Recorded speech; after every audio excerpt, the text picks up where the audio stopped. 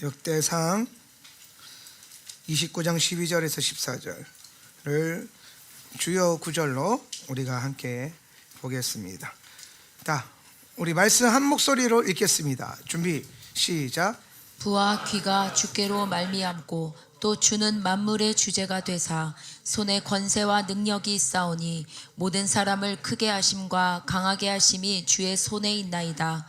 우리 하나님이여, 이제 우리가 주께 감사하오며 주의 영화로운 이름을 찬양하나이다. 나와 내 백성이 무엇이기에 이처럼 즐거운 마음으로 드릴 힘이 있었나이까. 모든 것이 주께로 말미암았사 우리가 주의 손에서 받은 것으로 주께 드렸을 뿐이니이다. 아멘. 여러분도 동의하십니까? 모든 것이 주의 손으로 받은 것으로 우리가 주께 드릴 뿐입니다. 그러니까 우리가 주님 앞에 드릴 때에 감사하시고, 드릴 수 있음에 또 감사한 거고, 또 드릴 수 있는 것을 주신 것도 감사한 일이에요. 모든 것이 주로부터 왔기 때문에 드렸음에 감사. 근데 이제 어떻게 하나님의 나라에서 우리에게 오느냐, 이게 중요한 거예요.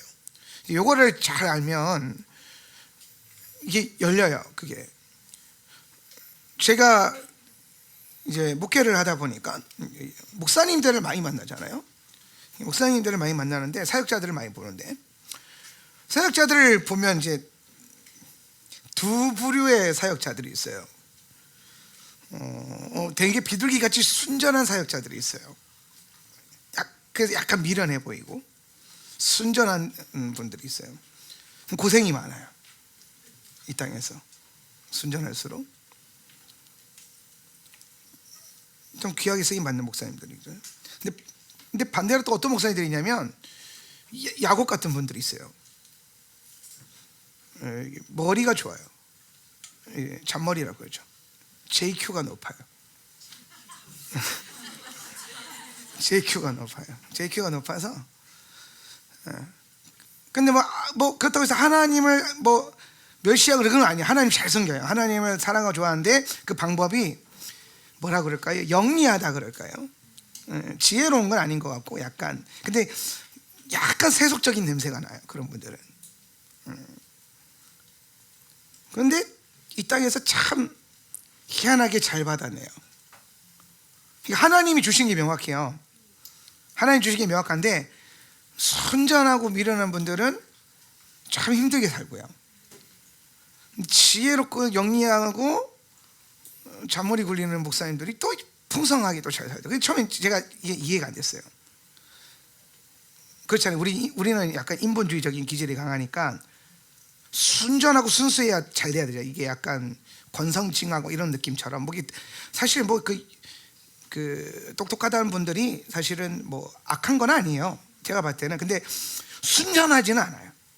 늘 하나님 앞에 이제 막 어떻게 하면 보좌에서 더 이제 약간 세속적인 표현으로 뜯어내가지고 어떻게 좀 이렇게 잘 해볼까, 이런 생각. 그러니까 그분들이 늘 하나님 나라 일을 생각을 해요. 근데 순전한 분들은 주어진 것에 그냥 묵묵히하는 분들이 있고요. 약간 그런 느낌이고, 여러분들은 주의 일도 크게 해야 되는데 무조건 주의 영광을 위해서 하는데, 어떻게 하면 보좌에서 아버지 주시게 되면 막 기도할 때도 보면요, 그런 분들은 막 왜 안 주시냐고 이렇게 되게 뻔뻔스럽게 기도하고 막 그래요. 근데 결과적으로 하나님이 누구에게 주시는가를 봤어요, 제가. 그러니까 희한하게 하나님은 순전하고 미련한 사람이 아니라 약간 똑똑하고 잔머리 굴리는 목사님들이 잘 받아내더라고요. 납득이 잘 안 되시죠? 근데 여러분 주변에 그런 분들 많이 보셨을 수도 있어요. 왜 그렇지? 라고 생각했는데, 제가 영성 목회를 오래 하면서 영성을 공부하면서 제가 깨달은 게 뭐냐면, 하나님께서 이 땅에 주신, 성경 안에 하나님이 주신 원리가 있어요. 근데 그게 순전하다고 보이는 게 아니에요. 그 똑똑한 사람들은요, 이걸 원리를 딱 공부해요. 그래서 기가 막히게 그걸 딱 찾아내요. 그러니까 옛날에 우리 공부할 때는 막 콕 이런 게 있었는데, 쪽집게 콕 이런 거 있잖아요. 콕 집어서 준다고. 그러니까 순전한 분들은요, 잠 하루에 2시간 3시간 자면서 오랫동안 앉아가지고 공부하는 분들이에요. 근데 똑같이 공부하는데 잠 7시간 6시간 실컷 자고 콕콕콕 집어내가지고 탁 필요한 것만 암기해가지고 시험을 잘 보는 애들이 있어요. 여러분이 그러면 이제 시간 많이 들어가지고 묵묵히 공부하고 막 그런 친구들 보면은 이제 그런 지혜가 만약에 없으면, 방법이나 이렇게 뭐 영리함이 없으면 시간을 들이는 것에 비해서 성적이 안 좋을 수 있거든요. 근데 뭐 책상에 오래 앉아 있었다고 해서 점수가 좋은 게 아니에요. 지혜가 있어야 돼요. 하나님 앞에서 영리해야 돼요. 제가 그런 걸 보면서 아이들 공부시키는 거나 뭐 또 성공하는 사람들이나 또 하나님 안에서 또 하나님 보좌로부터 받는 그런 사람들을 보면서 깨닫는 게 뭐냐면, 하나님께서 여기에 뭐가 중요하다고 다 기록해 놨어요. 그러니까 여러분은 최대한 이걸 많이 읽어서, 묵묵히 또 많이 읽은 게 중요한 게 아니에요. 성경 많이 읽는다고 또 많이 읽는 건데 그걸 왜 많이 읽냐는 거예요. 이게 중요하잖아요. 성경을 왜 많이 읽느냐. 많이 읽어서 여러분 상관도 뭔가 남아야 될 거 아니에요. 성경을 백독했는데 아무것도 안 남으면 안 되잖아요. 제가 책을 좋아해서 저는 이제 인정하기로 했어요. 제가 책을 좋아한다라는 거를. 저는 아마도 여러분에게 나눴던 것과 같이 반대로 은퇴하고도 책을 읽을 것 같아요. 왜냐하면 이번에 연휴 때 쉬는데 책이 그렇게 땡기더라고요. 저는 책을 좋아해요. 책을 많이 읽었어요. 뭐 알다시피 뭐 제가 가끔 그런 자랑 많이 하잖아요. 책 많이 읽었다고. 근데 책을 많이 읽어서 읽은 만큼 똑똑해졌냐? 그건 아닌 것 같아요. 제가 이제 전 세계에서 제일 똑똑하다고 하는 그 하버드 학생들의 공부법이라든지 뭐 글쓰기법이라든지 행복론이라든지 뭐 이런 책들을 되게 좋아해요. 하버드 공부법 이런 거, 하버드식 글쓰기 뭐 이런 거 좋아해요. 이왕이면 1등을 연구하셔야 돼요. 1등은 제일 잘하는 거, 제일 잘하는 사람. 근데 하버드식 독서법을 제가 읽는데 그 책 저자가 그러는 거예요. 하버드생들은 많은 책을 읽지 않는다. 중요한 책을 읽는다. 그리고 그 책을 또 얘기해요. 그리고 책을 많이 읽는 게 중요한 게 아니다. 책을 한 권 읽었으면 거기서 반드시 써먹을 수 있는 게 나와야 된다. 그래서 그 책 한 권 읽었으면 그걸로 돈을 벌 수 있든지 강의를 할 수 있든지 아니면 뭔가 이제 남아야 된다는 거예요. 남아야 된다. 근데 책 좋아하는 분들, 그런 분들 되게 많아요. 저도 옛날에 그랬었는데, 나 뭐 읽었어, 많이 읽었대. 근데 막상 뭐 물어보면 아는 게 별로 없어요. 그 읽은 거 가지고 할 줄 아는 게 별로 없어요. 그러니까 안 남는 거예요. 그런 분들이 이제 뭐냐면 지혜가 부족한 거예요. 하나님 나라 원리에서도 이런 지혜가 되게 중요해요. 성경을 읽든 기도를 하든 말씀을 듣든, 그래서 이 메시지에서, 이 기도에서 지금 하나님이, 성령님이 우리에게 명확하게 주시려고 하는 그 한 가지가 뭐냐, 이걸 잡아야 돼요. 원리를 잡아야 돼요. 그걸 깨달아야 돼요. 그래서 그걸 딱 깨달으면, 그거를 딱 건드리면은 문이 열려요. 문 앞에 오래 서 있다고 해서 문이 열리는 게 아니에요.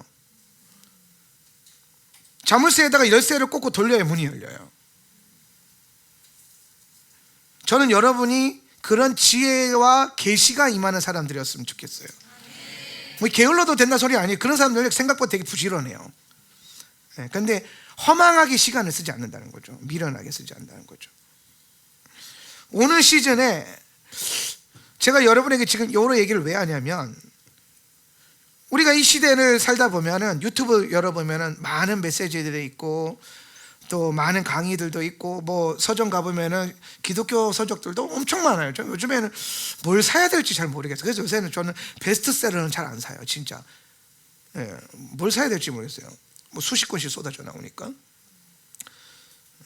그런 상황에서 많은 지식과 뭐 자기들 입장에서는 다 진리라고 하는 것들이 막 돌아다니는데 거기서 진짜 중요한 걸 잡아낼 줄 알아야 되거든요. 근데 하울람이 하나님이 지금 뭘 잡게 하시냐면은 다윗의 장막을 잡게 해요. 다윗의 장막에 대해서 사실 제가 지금 기도의 집 시리즈 8번째 시간인데 이거 원래 한 3, 4주만 하고 그만 안 할 거였어요. 기도의 집을 제가 뭐 안 가르친 것도 아니고 안 한 것도 아니고 하고 있는 건데 그냥 제가 지금 요한계시록 하기로 했잖아요. 요한계시록 하기 전에 브릿지 단계 시리즈로 시작한 거라서 짧게 한 4, 5주 하면 되겠지 했는데 벌써 8주가 했는데 아직도 서론이에요. 예, 지금까지 여러분이 배웠던 기도의 집 강의들이 다 서론격이에요. 사실은 베이스 강의예요. 아직 심화 과정은 들어가지도 못했어요. 그래서 제가 하나님 앞에 머물러서 생각을 해봐서 이게 왜 이렇게 중요하지? 여기 왜 시간을 많이 써야 되지? 빨리 다른 거 공부해야 되는데, 많이 공부해야 되는데, 배울 게 많은데, 근데 제가 이게 딱 생각이 난 거예요. 진짜 중요한 거를 잘 배워야 돼요. 저는 다윗의 장막이 그렇게 중요할 거라 생각 안 했는데 말씀을 자꾸 연구할수록 다윗의 장막이 정말 중요하구나 이게 자꾸 깨달아져요. 특히나 오는 시즌에 제가 요즘에 오는 시즌에 대한 얘기를 되게 많이 하잖아요. 왜냐하면 하나님이 그 오는 시즌에 대한 계시와 말씀과 기도를 자꾸 시키고 있어서 그래요. 우리 안에 뭔가 하나님이 하시려고 하시는 거예요.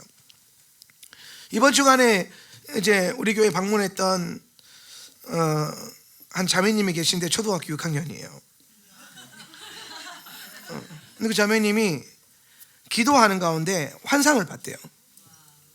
근데 환상을 봤는데 그 환상이 뭐냐면 어느 무인도 이렇게 3자 갈매기 모양이죠. 3자죠. 그러니까 저 숫자 3으로 보였는데 그 친구는 갈매기처럼 생겼다는데 이런 섬이 하나 있더래요. 근데 제가 여기서 서 있는데 여기 무인들이 아무도 없대요. 주인이 없대요. 근데 하늘에서 비둘기가 두루마리를 하나 갖고 와서 나한테 탁 던져주더래요. 그래서 제가 그 두루마리를 탁 잡고 나이스 그랬대요. 무슨 두루마리 같아요? 이게 열릴 거예요.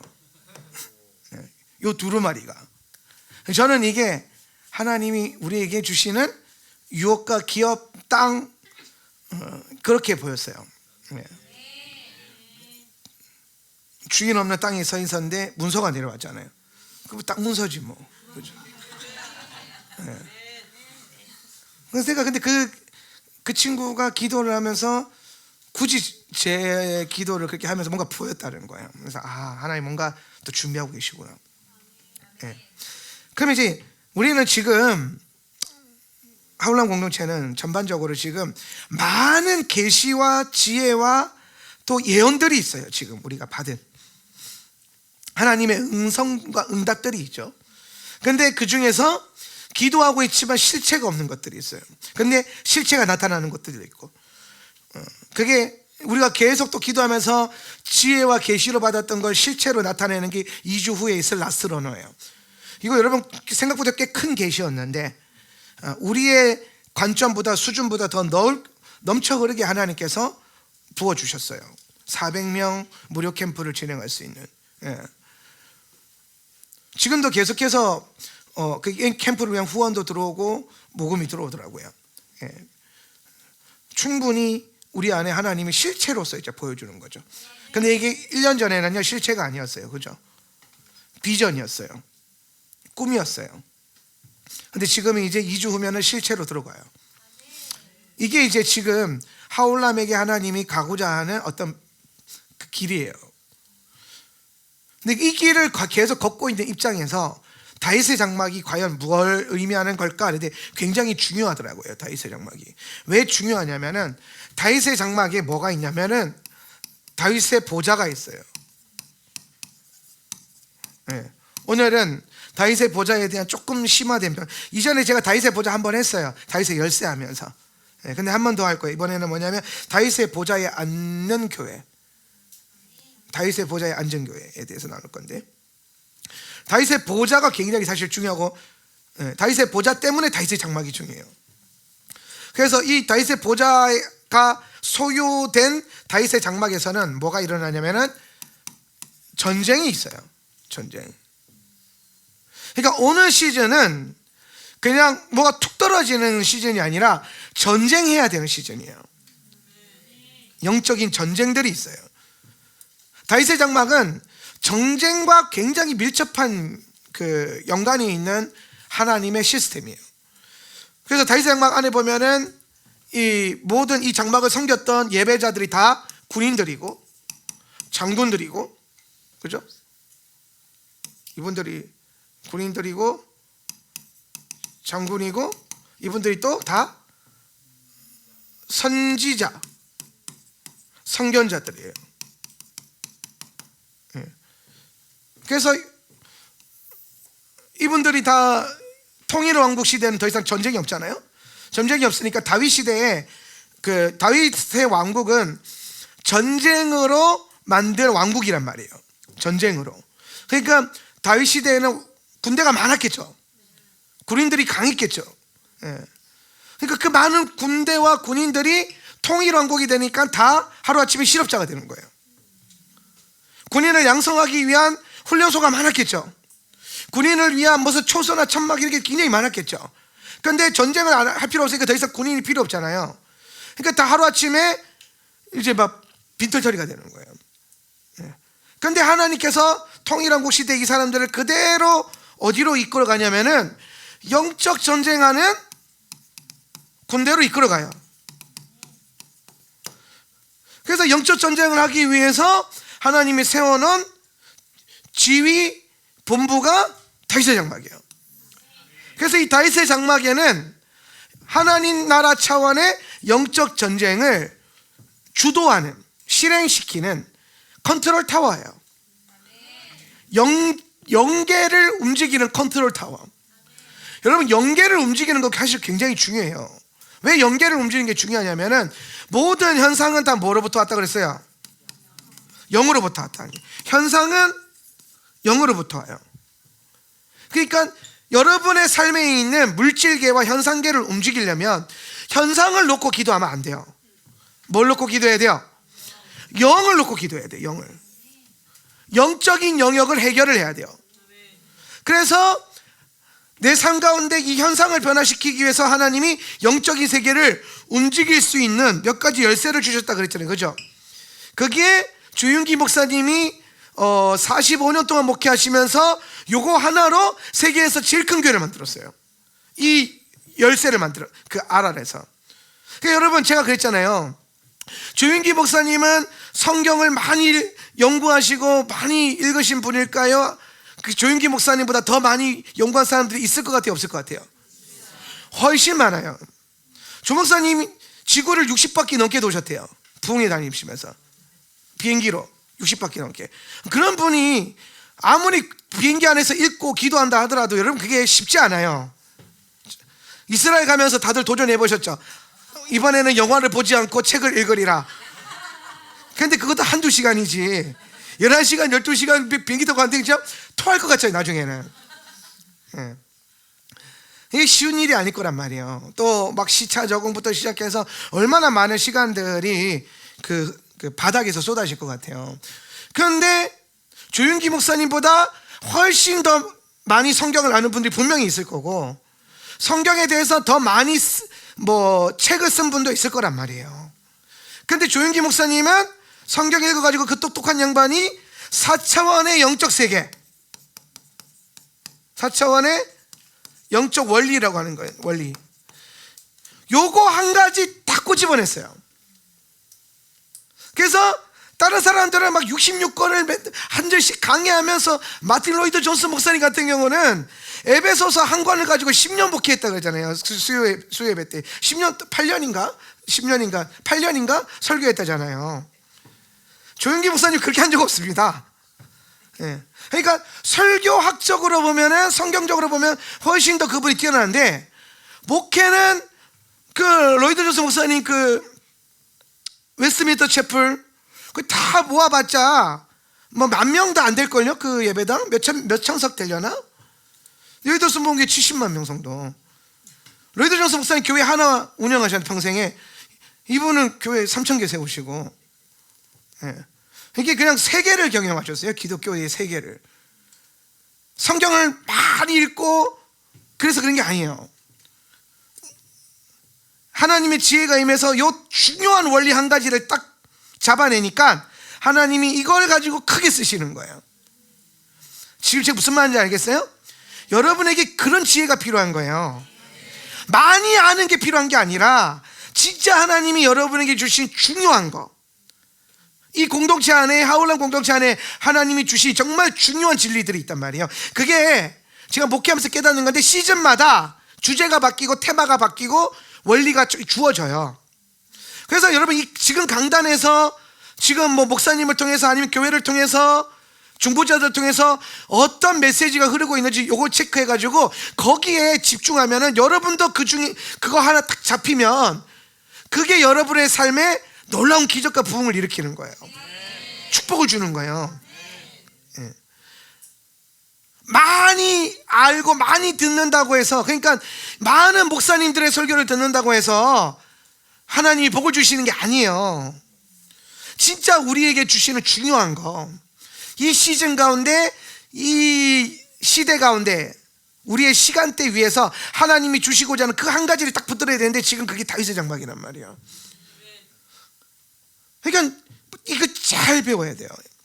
이게 지금 교회에 대한 얘기도 아니고, 이게 우리 모두에 대한 얘기예요. 이게 여러분의 가치가 되어야 돼요. 예. 그래서 이제 이 사차원 영적인 원리도 마찬가지지만, 영적인 세계가 움직이면 현상 세계가 움직여요. 그러면은 하나님 나라 차원의 영적 전쟁이 여기서 기도와 예배를 통해서 진행되면은 실제적으로 이게 현상계의 변화를 일으켜요. 물질계의 응답이 내려와요. 예. 물질은 원래 무에서 나오잖아요. 영에서 나오는 거예요. 물질은 원래 하나님이 그렇게 만드셨어요. 그럼 여러분이 영적 전쟁을 잘하면 여러분의 현상과 물질 세계가 많이 만들어지겠죠. 그죠? 그러면 이걸 잘하기 위해서 세운 게 다윗의 장막이라는 거예요. 그리고 이 다윗의 장막에서 가장 중요한 키워드가 뭐냐면은 다윗의 보좌라는 거예요. 그러면 하울람 세터 처치가 기도의 집을 한다, 여기에 다윗의 장막이 섰다, 이게 중요한 게 아니에요. 그 다윗의 장막 다워지기 위해서 필요한 다윗의 보좌. 그래서 하울람 교회 안에 다윗의 보좌가 주어져야 되고, 그리고 여러분이 거기 앉아야 돼. 여러분이 다윗의 보좌에 앉은 다윗들이 되셔야 돼요. 이달에는 아셀이고 다윗의 보좌에 앉은 아셀이 되는 거예요. 교회가 다윗의 보좌를 모르면 하늘 차원에 있는 자원들을 못 끌고 와요. 여러분, 이 땅에서 하나님의 일을 하려면 여러분이 가진 것으로는 한계가 있어요. 우리가 가지고 있는 것으로는 한계가 있다고요. 얼마 전에 저희 교단의 한 교회가 좋은 건물 얻어가지고 이제 이전 예배를 드렸어요. 제가 거기 가서 찬양 인도했는데, 갔더니 거기 왜 계셨는 거예요? 그 사모님 아시죠? 그죠? 나중에 생각났어요. 신기했죠. 근데 왔는데 갑자기 제가 찬양 인도가 있어가지고. 그래요? 제가 찬양 인도를 했는데, 이제 그 예배 다 드리고 이제 뭐가 참 인상 깊었냐면, 어떤 목사님이 오셔서 축사를 하시는데 땅 사세요 이러는 거예요. 땅을 사세요. 다음은 땅이라는 거예요. 하나님이 이사를 하게 했을 때는 하나님의 목적이 있는데, 이분이 참 목회가, 저는 이 목사님을 별로 중요하게 안 봤거든요. 근데 이분이 축사를 한 5분인가 10분 정도 했는데 스피릿이 확 일어나더라고요. 이거 진짜 대단한 목사님이구나, 이분이. 그래서 그분이 이제 무슨 얘기하냐면, 하나님이 이사를 시켰으면 그 이사를 시키신 목적이 있다는 거야. 그래서 그 목적을 빨리 깨달아야 된대. 어디서 많이 들어본 메시지죠, 그죠? 그것만 깨달으면, 그걸 깨달아야 그 다음 단계로 나간다는 거예요. 어떻게 장로경 목사님이 저런 메시지를 하지? 축사를 그도?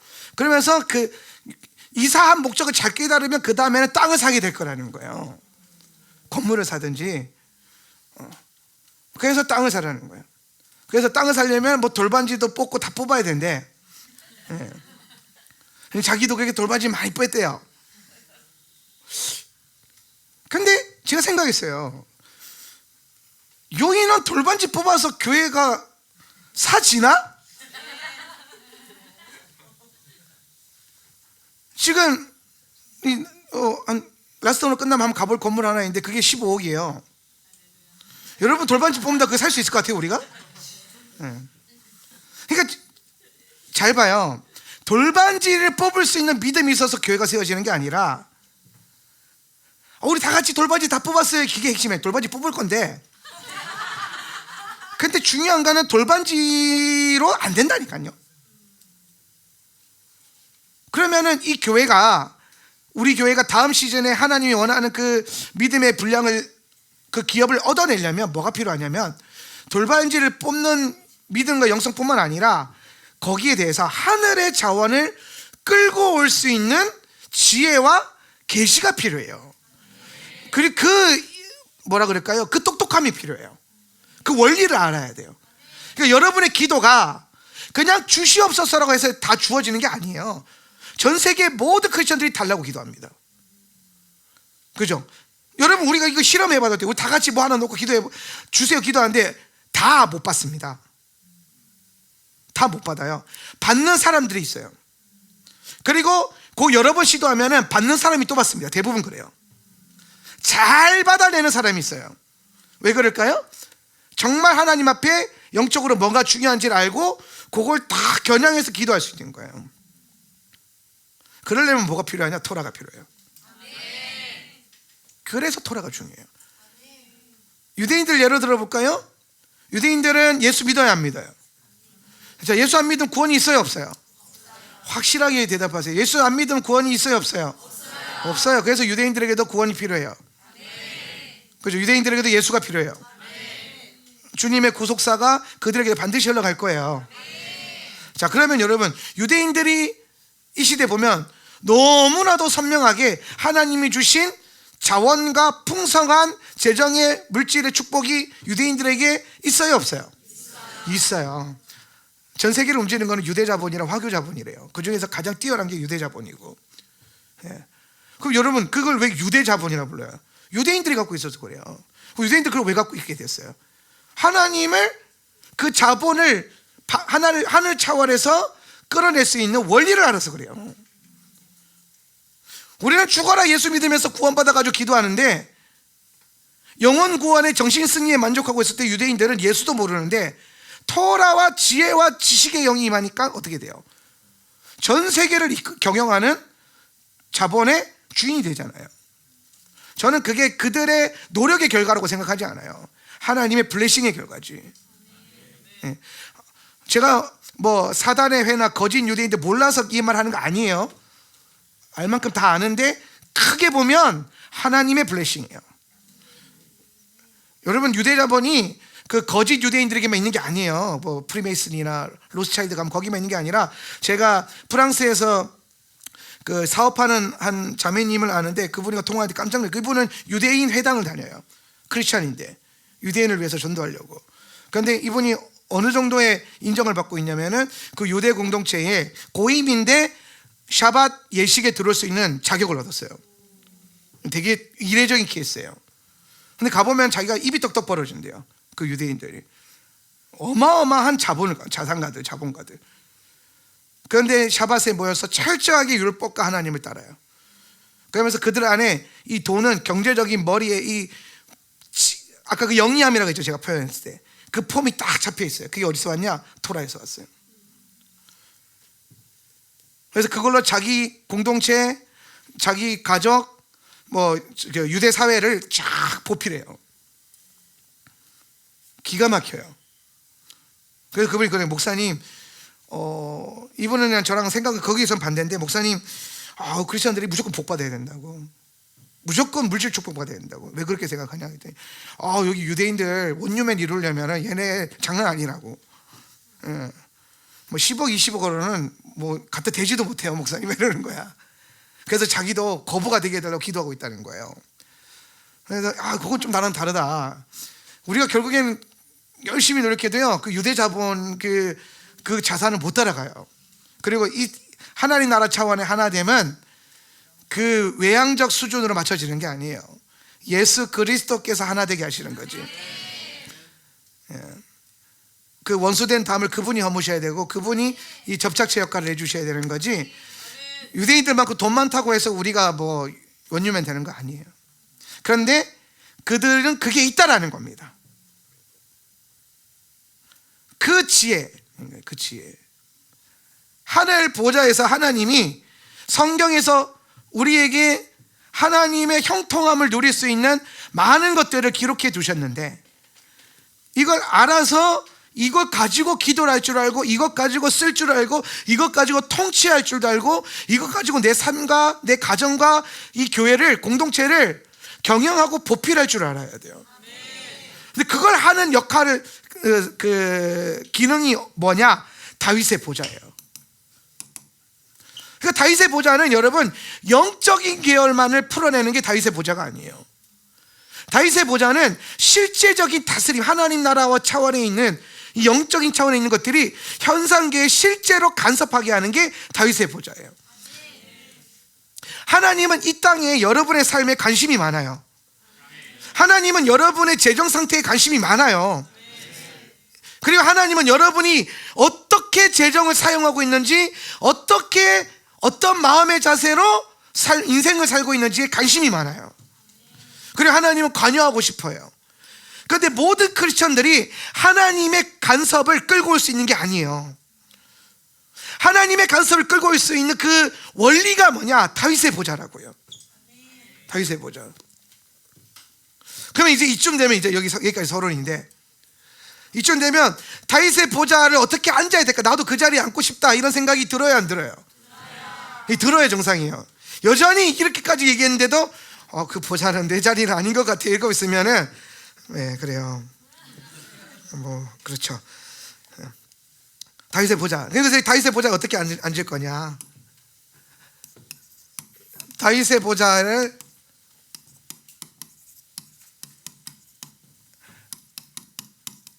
앉은 사람들이 있어요. 다윗의 보좌에 앉은 사람. 이스라엘의 왕이라고 해서 다 다윗의 보좌를 누렸던 게 아니에요. 이게 또 신비해요. 만약에 이 다윗의 보좌가 혈통으로 내려가는 거면 모든 왕들이 다 다윗의 보좌를 누려야 돼요. 그런데 이게 혈통으로 안 내려가요. 심지어 다윗의 보좌가 신약 시대에만 뭐 이방인들에게 주어지냐? 아니에요. 구약에서도 이방인에게 다윗의 열쇠가 주어질 때가 있었어요. 다윗의 열쇠가 다윗의 보좌와 같은 거거든요. 이 구약에 나오는 이방인 왕 중에 다윗의 열쇠를 가진 왕이 있어요. 그게 누구예요? 그게요, 고레스예요. 고레스라는 왕이 있어요. 이사야 45장 1절에서 3절 말씀 한번 읽어보겠습니다. 다윗의 보좌를 누렸던 왕들을 우리가 연구할 건데요, 한번 읽어보세요. 여호와께서, 시작. 여호와께서 그의 기름 부음을 받은 고레스에게 이같이 말씀하시되, 내가 그의 오른손을 붙들고 그 앞에 열국을 항복하게 하며 내가 왕들의 허리를 풀어 그 앞에 문들을 열고 성문들이 닫히지 못하게 하리라. 내가 너보다 앞서가서 험한 곳을 평탄하게 하며 논문을 쳐서 부수며 쇠빗장을 꺾고 내게 흑암 중에 보아와 은밀한 곳에 숨은 재물을 주어 내 이름을 부르는 자가 나 여호와 이스라엘의 하나님인 줄을 내가 알게 하리라. 아멘.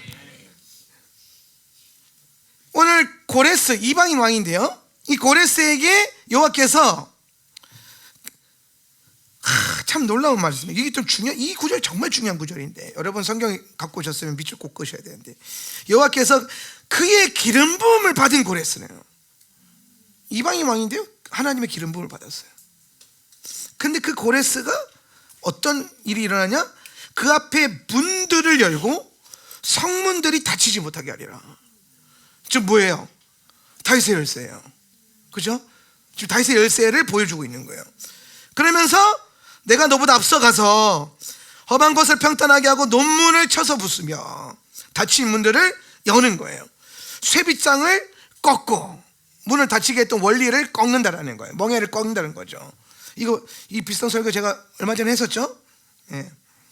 그리고 제가 좋아하는 말씀인데 흑암 중에 보아 흑암 중에 보아와 은밀한 곳에 숨은 재물을 주어 내 이름을 부르는 자가 나 여호와야 이스라엘의 하나님인 줄 알게 하리라.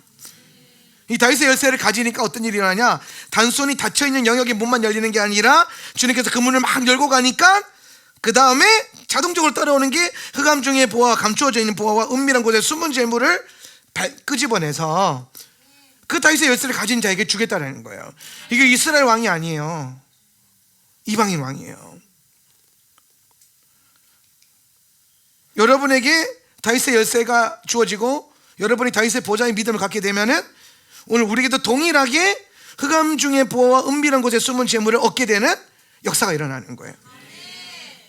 우리가 가지고 있는 가장 큰 문제가 뭐냐면, 다윗의 보좌 얘기를 내가 왜 하냐면, 우리는 자꾸 내가 가지고 있는 수준만큼 일을 하려고 그래요. 내가 가지고 있는 능력만큼 뭔가를 하려고 그래요. 자기 능력과 자기 수준에 갇혀 있어요. 그런데 하나님의 일은 항상 우리의 것을 넘어선단 말이에요. 그래서 우리가 하나님 일을 자꾸 해나가는 방법을 무엇으로 배워야 되냐면, 하늘의 자원을 끌고 와서 내 자원이 씨앗이 돼서 마중물이 돼서 하늘 차원에 있는 자원들을 끌고 와서 내 삶 가운데 풀어놓기 시작해야 돼요. 근데 그거에 대한 열쇠가 어디 있냐? 다윗의 열쇠고, 그 다윗의 열쇠는 누구에게 주어지냐? 다윗의 보좌. 다윗의 보좌는 뭐냐? 다윗이 갖고 있었던 그 믿음, 그 순종을 가진 자들에게 주시는 게 다윗의 보좌예요. 그러니까 여러분, 기도 많이 하지 말라는 게 아닌데, 기도하고 예배하면서 이걸 받아내야 돼요. 기도하고 예배하면서 여러분 믿음이 다윗의 보좌에 올라서야 돼요. 그래서 계시적으로 인도함을 받아야 돼요. 그런데 나 얼마나 기도했고, 나는 얼마나 봉사했고, 나는 그 뭔가 자기 안에 자기가 위로받을 수 있는 그 수준만 갇혀서 거기에 스스로 정신승리하고 있으면 안 돼요. 하나님 나라는 정신승리가 아니에요. 하나님 나라는 실제예요. 왜냐하면 예수 그리스도가 살아계시기 때문에. 살아계신 예수 그리스도 하나님의 아들은 지금도 여러분 삶 가운데 역사하시고 주관할 수 있기 때문에, 이 차원에서 하나님 나라를 누리면 안 돼요. 모든 영역에서 하나님 나라는 여러분의 전인적인 간섭이 필요해요. 그분의 나라가. 근데 그걸 가능하게 하는 게 다윗의 보좌고 다윗의 열쇠예요. 근데 이거는 혈통을 따라 내려가는 게 아니라 결국에는 뭐로 따라가 내려가는 거예요? 고레스를 보면 알 수 있고 로마서 말씀을 또 보면 알 수 있어요. 믿음이에요. 믿음. 다윗이 소유했던 믿음을 갖고 다윗이 행하였던 순종을 가져야 돼요. 여러분, 믿음과 순종은 한 세트예요. 순종은 뭐예요? 행함이죠? 자, 믿음과 행함은 한 세트입니다. 믿음과 행함은 한 세트예요. 분리시키지 마세요. 히브리 관점은 이거 절대 분리 안 시켜요. 헬라 관점만 이거 분리시키지. 히브리 관점에서는 이건 한 세트예요. 그러니까 둘이 하나 되는 것처럼. 그래서 제가 월상 예배할 때 행함의 레벨에 대한 얘기를 했죠. 행함의 레벨이 무슨 레벨이다? 영적 레벨이다. 영적 레벨은 체험이 아니에요. 은사가 아니에요. 어떻게 행하고 있느냐는 거예요. 그게 여러분의 영적인 레벨이에요. 근데 사람들이 다 자꾸 아는 것이 레벨이라고 생각해요. 그게 빨리 깨지기를 축복합니다. 그냥 와르르 무너졌으면 좋겠어요. 그걸 가장 와르르를 많이 경험했던 게 바울이에요. 그러니까 바울이 그걸 깨닫고 자기 안에 있는 모든 지식 체계들을 뭐로 여기기 시작하냐? 배설물처럼 여기노라. 그 다음부터 이제 뭘 따라가요? 믿음의 행함으로 그 안에 살아계신 성령을 따라서 사는 거예요. 그 엄청난 믿음의 차원이에요. 이 믿음이 임해야 돼요. 그리고 이스라엘 왕들 가운데서도 다윗의 보좌를 누렸던 아주 유명한 왕들이 있어요. 이분들을 연구해 보면 교회가 어떻게, 여러분이 어떻게 다윗의 보좌를 앉을 수 있는지가 나와요. 그래서 대표적으로 다윗의 보좌를 누렸던 그 네 왕들이 누구냐면 아사, 여호사밧, 히스기야, 요시야예요. 그래서 역대 이스라엘의 왕들 가운데 다윗의 보좌를 앉은 사람들, 그러니까 참 4명밖에 없어요. 4명. 여기 플러스 하면 다음 우시야 정도 더 넣을 수 있는데 명확하게 보이는 건 4명이기 때문에 4명을 연구할 거예요. 그러니까 그 많은 왕들이 있었는데 이 4명을 아사, 히스기야, 그 다음에 요사밧, 그 다음에 요시야, 제가 가장 좋아하는 왕 요시야, 요 4명이 다윗의 보좌에 앉았던 왕들이에요. 열왕기에 보면은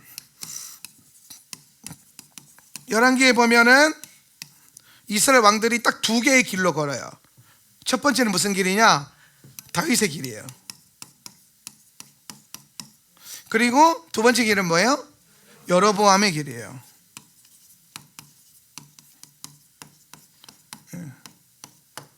그래서 이 다윗의 길을 걸었던 왕들이 이 4명이에요. 나머지는 다 여로보암의 길을 걸어요. 이 다윗의 길은 뭐냐? 다윗의 보좌를 누렸던 왕들이에요. 다윗의 길을 걸었기 때문에. 다윗의 길이라는 건 뭐예요? 다윗의 믿음과 다윗의 순종을 자신의 것으로 삼았다라는 거예요. 그렇게 했던 왕들이 4명이에요. 성경 말씀 보면은 이렇게 표현하고 있어요. 그 열왕기야 22장 2절 말씀에 요시야가 시작. 요시야가 여호와 보시기에 정직히 행하여 그의 조상 다윗의 모든 길로 행하고 좌우로 치우치지 아니하였더라. 이게 뭐예요? 다윗의 모든 길로 행하고, 다윗의 길로 행했다는 거예요. 또 여로보암의 길도 열왕기상 16장 19절 이렇게 말해요. 이는 시작. 이는 그가 여호와 보시기에 악을 행하여 범죄하였기 때문이니라. 그가 여로보암의 길로 행하며 그가 이스라엘에게 죄를 범하게 한 그 죄 중에 행하였더라. 그러니까 여로보암의 길로 행하며, 그렇죠. 열왕들은 딱 이 2 길로 걷는 거예요. 예. 그래서 다윗의 길을 걷는 게 이 4명이고 이들이 다윗의 보좌를 누려요. 자, 그러면 첫 번째 왕 아사예요. 역대하 14장 역대하 14장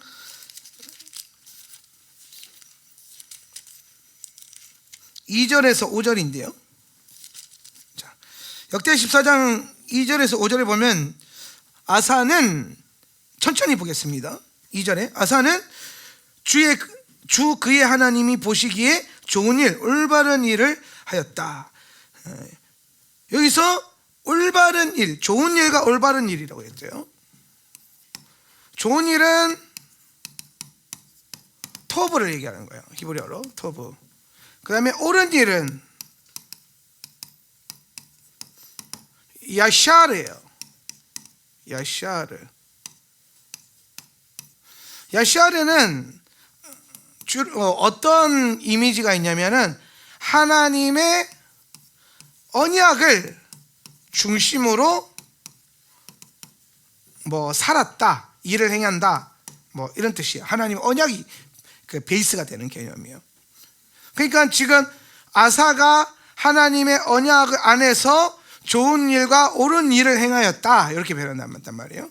그러면 이 아사가 붙들었던 하나님의 언약이 무슨 언약이겠어요? 다윗 언약이에요. 다윗 언약. 그 다윗의 언약을 붙들고 다윗의 길을 걸었던 거예요. 그랬더니 그의 삶 가운데 좋은 일, 토부가 일어나는 거예요. 자, 그 다음에 3절에 보면 이런 말씀이 있어요. 이방 제단과 산당을 없애고 석상을 깨뜨리고 아세라 목상을 부수었다. 그래서 아사의 또 2번째 특징이 뭐냐면은 우상을 제거했다. 우상을 제거했다. 그 다음에 4절에 보면 14장 4절에 보면 그는 또 유다 백성에게 명령을 내려서 주 조상들의 하나님의 뜻을 찾고 하나님의 율법과 명령을 실천하게 하였다. 하나님의 율법과 명령 뭐예요? 토라예요. 토라를 준행하게 하였다. 이게 아사가 행했던 일들이에요. 아사가 이렇게 행하니까 그가 어디에 앉았더라? 다윗의 보좌에 앉았더라. 다윗의 보좌.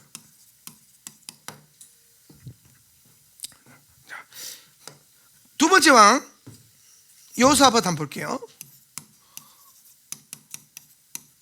자, 여호사밧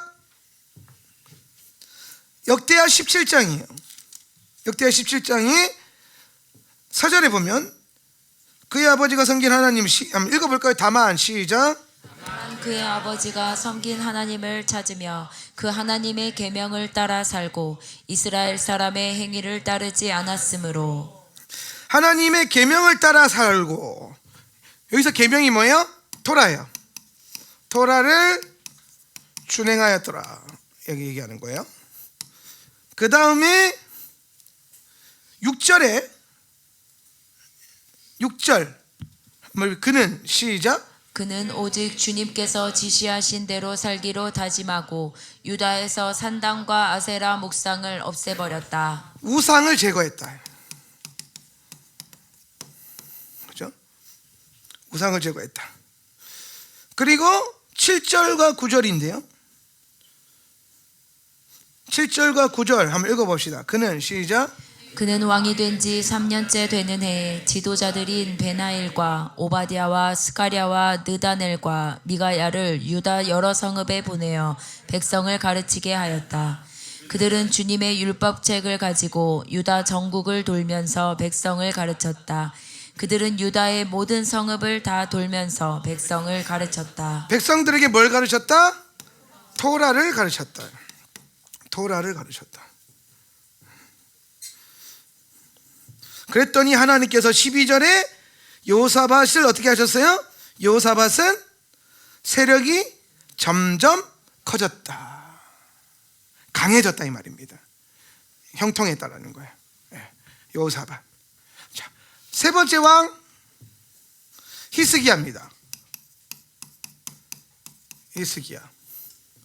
히스기야는 열왕기하 18장이에요. 열왕기하 18장인데요. 열왕기하 18장 5절에서 4절 한번 보겠습니다. 4절 그는 시작. 그는 산당을 헐어버렸고 돌기둥들을 부수었으며 아세라 목상을 찍어버렸다. 그는 또한 모세가 만든 구리뱀도 산산조각으로 깨뜨려 버렸다. 이스라엘 자손이 그때까지도 느우스단이라고 부르는 그 구리뱀에게 분향하고 있었기 때문이다. 뭐 했어요? 이 사람도 우상을 제거했어요. 이제 슬슬 보이죠? 뭐 했는지 공통적으로. 그래도 끝까지 볼 거예요. 그 다음에 6절 읽습니다. 그는 시작. 곧 그가 여호와께 연합하여 그에게서 떠나지 아니하고 여호와께서 모세에게 명령하신 계명을 지켰더라. 계명을 지켰더라. 뭘 지킨 거예요? 토라를 준행하였더라. 그렇게 했더니 하나님께서 7절 어디를 가든지 시작. 어디를 가든지 주님께서 그와 같이 계심으로 그는 늘 성공하였다. 그는 아시리아 왕에게 반기를 들고 그를 섬기지 않았다. 아멘. 그러니까 지금 아사부터 시작해서 여호사밧, 히스기야, 이제 네 번째 요시야 나올 건데 형통했더라. 이분들이 다 성공한 왕들이에요. 자기 때에 성공한 왕들이에요. 근데 성공하는데 어떻게 살았냐? 다 이렇게 삽니다. 우상을 제거하고 토라를 지켜 행하고 형통해지고, 토라를 준행하고 우상을 제거하고 형통해지고, 이 네 왕이 다 이걸 반복해요. 그러니까 여러분, 자, 교회가 다윗의 보좌에 앉는 방법이 뭐예요? 우상을 제거하고 토라를 준행하는 거예요.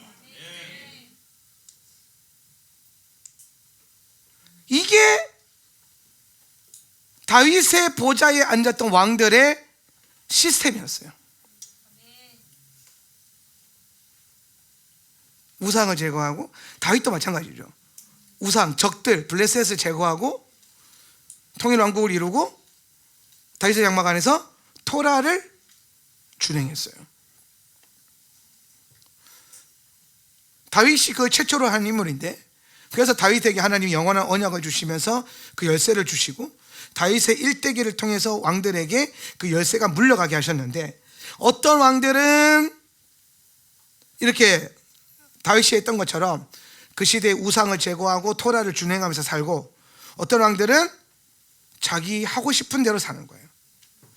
그게 여로보암의 길이에요. 여로보암은 자기 하고 싶은 대로 하나님 믿는 게 여로보암이에요. 나는 여기가 성전이야, 거기다 성전 세우고, 나는 이날에 절기 세울래, 이날에 절기 세우고, 나는 쟤를 제사장 세울래, 쟤를 제사장 세우고, 지 마음대로 하는 거예요. 자기가 왕이에요. 자기가 주인이에요. 자기가 우상이 돼요, 여로보암은. 그런데 다윗의 보좌에 앉았던 왕들은 다 철저하게 뭘 하냐? 우상을 제거해요. 그러면 여러분, 이거 우리에게로 가져오면 우리 안에 가장 먼저 일어나야 되는 게 뭐예요? 여러분 안에 우상을 제거하는 거예요. 내가 주인 노릇하고 있는 게 죽어야 돼요. 그거를 우리 한마디로 뭐라고 해요? 자아 죽음이라고 해요. 자아가 죽어야 돼. 자아 제거라고 할까요? 자아가 제거되고, 사실 자아가 제거된다는 표현을 왜 안 쓰냐면은, 자아 죽으면 거짓 자아가 죽는 거예요. 여러분 안에 있는 거짓 자아가 죽으면 이제 참 자아가 살아나거든요. 예. 그 참 자아가 살아나는 게 영의 회복이에요.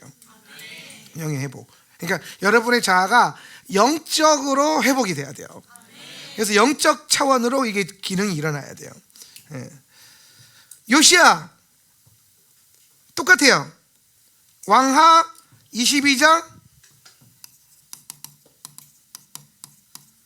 23장. 근데 이분은 똑같은 패턴인데 뭐가 많아요. 우상을 제거하고 토라를 준행하는 게 있어요, 이분도.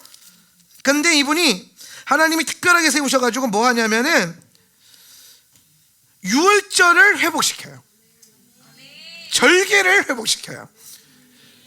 이스라엘 역대 왕들 중에서 절기를 회복시킨 엄청난 왕이에요. 그리고 무당과 신접한 자들을 제거해요. 싹을 잘라요. 그리고 이분이 했던 23장 25절 말씀이 참 와닿아요.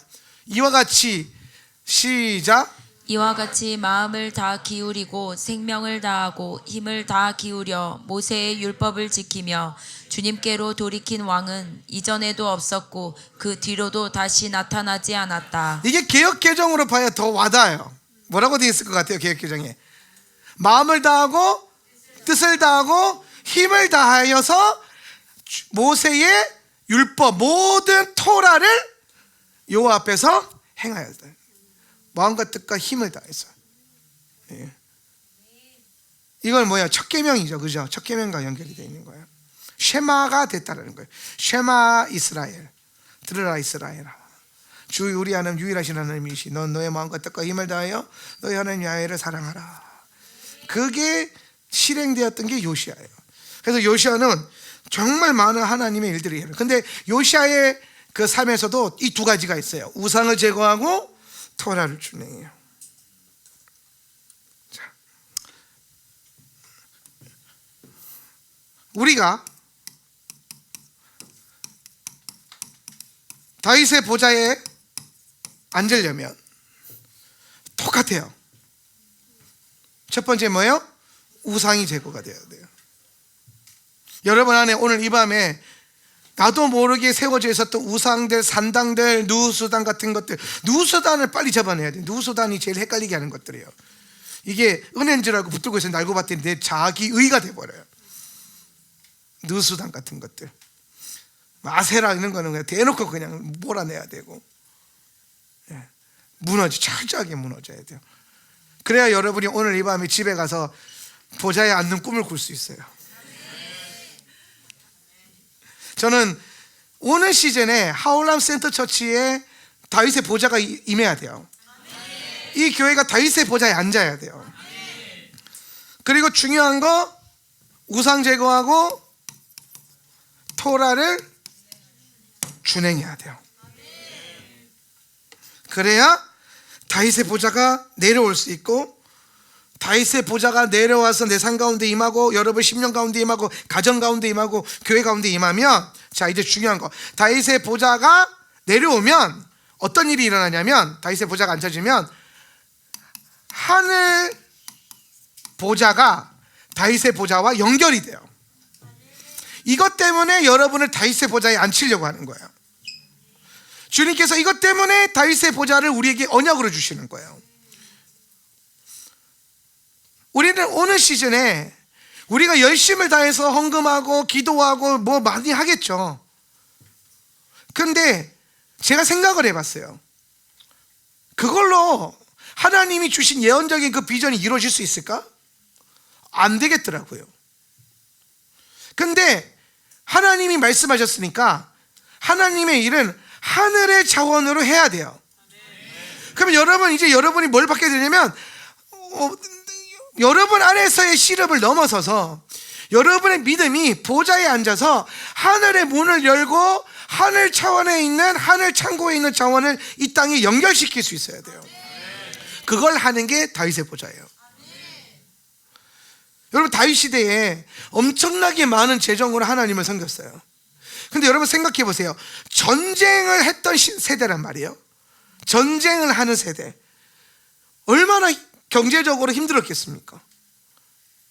전쟁, 평생이 전쟁이었는데, 다윗의 세대. 그런데 다윗의 세대는 넉넉했어요.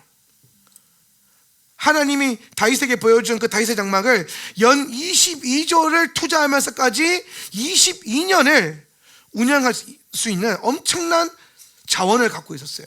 그럼 그 다윗의 자원이 어디서 오는 거냐? 다윗의 궁궐의 창고가 아니에요. 다윗이 뜻을 품고 기도하고 하나님의 일을 하면서 나아가니까 다윗의 산 가운데 다윗의 열쇠가 주어지고, 다윗의 보좌가 언약으로 연결이 되고, 다윗이 기도하는 게 뭐예요? 다윗의 열쇠를 돌리는 거잖아요. 다윗이 기도하니까 하늘 차원의 것들이 다윗의 나라에, 다윗의 보좌에 임하는 거예요. 많은 성도들이 이런 비슷한 설교들을 많이 들어봤을 거예요. 들으면 뭐예요? 그게 내 보좌가 아닌데. 이게 우리의 문제라니까요. 아, 저런 설교 뉘앙스 많이 들어봐서 옛날에 유행하던 거야. 그럴 수도 있어요. 다윗의 보좌, 다윗의 영, 다윗의 열쇠, 다윗의 장막. 이거 약간 그 부예이던 그 비슷한 무리한 그런 메시지 같은데, 아니요? 비스무리할 수 있으나 저는 여러분에게 그거를 실제로 쥐어주고 싶은 거예요. 그 시대에 유행하던 메시지가 여러분을 구원했습니까? 그 시대에 유행하던 그 메시지를 들은 그걸로 여러분이 진짜 열쇠를 쥐고 살고 있습니까? 아니잖아요. 그런데 하나님이 지금 다윗의 장막을 여셨어요. 그리고 우리가 하고 있는 이 다윗의 장막이 뭐가 필요한지, 어떤 중요성이 있는지, 또 여기서 뭐가 돌아가야 되는지, 그냥 교회가 아니라 다윗의 장막이 펼쳐지는 교회라면 어떤 권위가 임해야 되는지, 어떤 기름 부음이 임해야 되는지, 어떤 자원이 공급돼야 되는지, 이거를 지금 하나님이 얘기하고 있는 거예요. 그러려면 여러분의 기도가, 여러분의 믿음과 여러분의 순종이 계시 앞에서 차원을 넘어서야 돼요. 여러분이라고 하는 그 차원을 넘어서야 돼요. 여러분이라고 하는 그 벽을 깨뜨려야 돼요. 저는 그게 우상을 제거하는 거라고 생각해요. 왜 하나님의 계시가 나의 수준과 나의 형편과 나의 이해됨과 내가 가지고 있는 자원으로만 한정되어지고 막히게 되냐? 여전히 내가 우상이기 때문이에요. 우리가 우상이라서 그래요. 저도 제 안에 있는 그런 영역이 깨뜨려지길 바라요. 오늘 이 밤에. 그래서 하나님이 말씀하시면, 살아계신 주님이 우리에게 계시하시면 오늘 그거를 받아낼 수 있는 지혜가 임하고, 오늘 내 손에 쥐어져 있는 열쇠로 예수의 이름으로 그 닫힌 문을 향해서 꽂아서 열고, 고레스를 향해서 주님이 뭐라고 말씀하십니까? 그 앞에 문들을 열고 성문들이 닫히지 못하게 하리라. 험한 곳을 평탄하게 하리라.